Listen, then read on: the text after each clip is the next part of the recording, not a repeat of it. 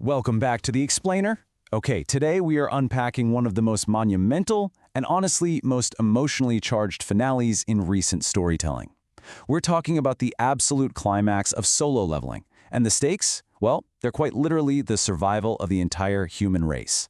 We're going to look at the staggering scale of this final war, the sheer terror of the ultimate enemy, and a conclusion that completely redefines what it even means to be a hero.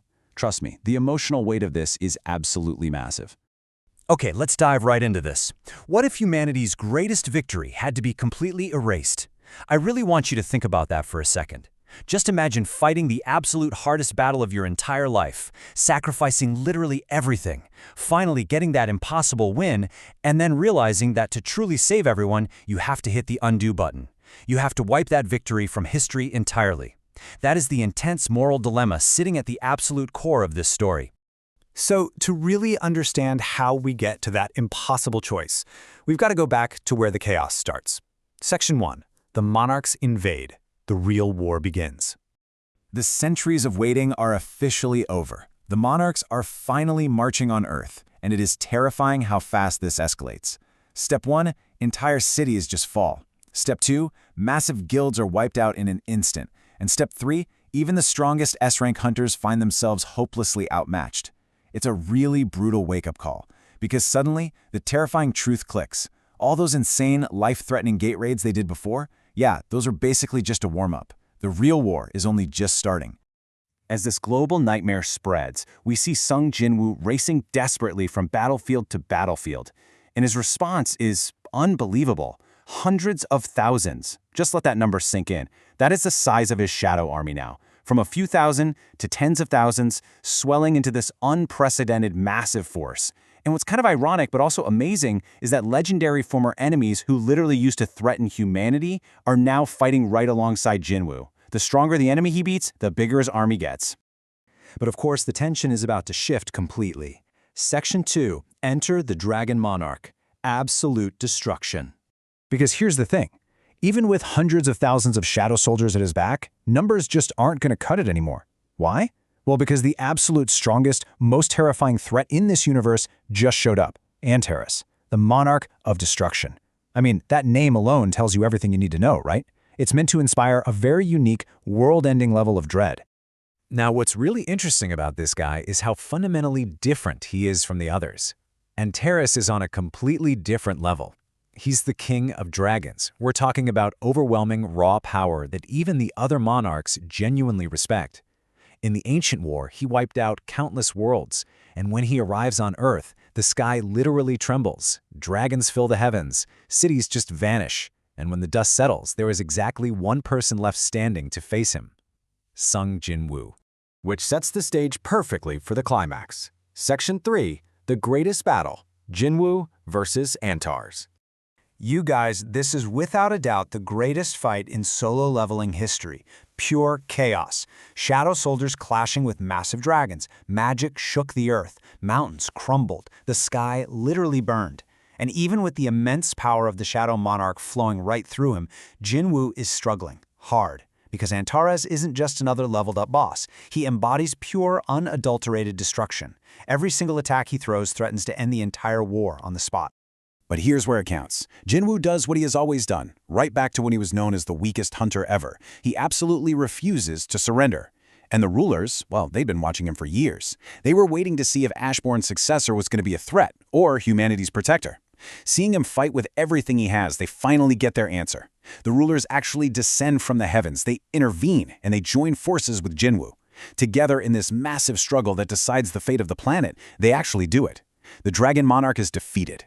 Humanity survived, but victory came at a terrible cost. Let's just drop the pace for a second and really sit with this. The ultimate enemy is gone, yes, but millions are already dead. We're talking about entire cities reduced to smoldering ruins, families torn apart forever. Jinwoo won the war, sure, but looking around at all this devastation, he just can't accept it. The price tag on this victory was way, way too high. And that brings us to the massive emotional turning point of our explainer today. Section 4, the ultimate sacrifice, the impossible choice. So, how do you fix a world that's already completely broken, even if you technically won? Well, this brilliantly illustrates the bittersweet solution, the Cup of Reincarnation.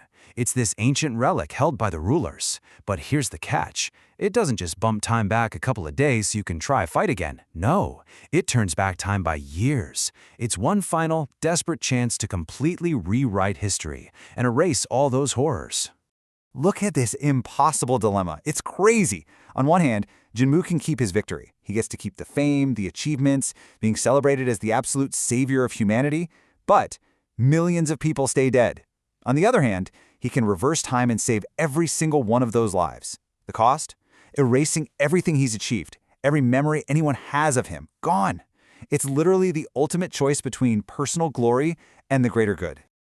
Picture how this plays out on the timeline. Year 0, the war is won, but the world is in ruins. Then, the rewind. Because Jinwoo doesn't even hesitate. He chooses the world over himself. Time pulls backward. We jump to years prior. The gates disappear, the war never happens. Everyone who died is brought back. He literally drags history backward so that none of these horrors ever get the chance to happen. Which guides us right into the quiet, almost unrecognizable piece of our final section. Section 5, The Forgotten Hero, A New Reality.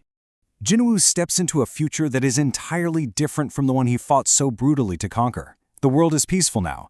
People are just living normal, ordinary lives, completely, totally oblivious to the fact that their history was literally rewritten to save them. But the flip side, nobody knows the name Sung Jinwoo. There are no monuments, no epic songs, nothing. Jinwoo is the only person alive who remembers the original timeline. He alone remembers the sacrifices, the brutal battles, the millions of lost lives. He is carrying that unfathomable weight entirely by himself. But you know what? So the crucial point is, none of that mattered to him, not even a little bit, because his mother smiled again. His sister got to grow up in peace. That future of safety that once felt utterly impossible for his loved ones, it became reality. He gave up literally everything, just so they could live. So what does this all mean for the future? I want to leave you with this final, provocative thought. Jinwoo gave up all his glory to save everyone, but he's living in this mundane, peaceful society while still carrying Ashbourne's god-tier power inside him. The Shadow Monarch didn't go anywhere. So how long can humanity's ultimate protector actually stay hidden? His journey is far from over, and man, that is something incredibly exciting to think about. Thank you so much for joining me for this explainer, and I will catch you in the next one.